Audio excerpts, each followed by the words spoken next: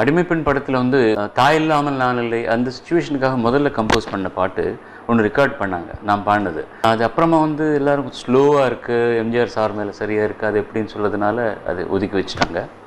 Pulamaipithan sir தான் எழுதினார்.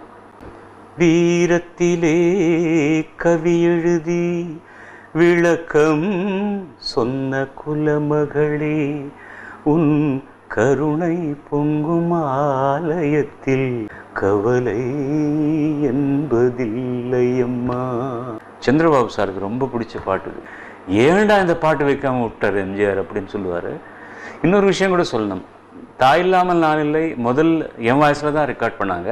ஆனால் அதில் அந்த எஃபர்வசன்ஸ் இல்லைன்றதுக்காக திரும்ப சௌந்தரராஜன் சார் பாடிருக்காரு. இது சொல்கிறதுல எனக்கு தயக்கமே கிடையாது. அப்போ அந்த அளவுக்கு என்னால் பாட முடியல. ஆனால் 2 பாட்டுமே இல்லாதது அந்த குறை தீர்க்கிறதுக்காக 1000 நிலவே ஒன்று போதாதா, அது இருந்தது போதும். Thank you very much.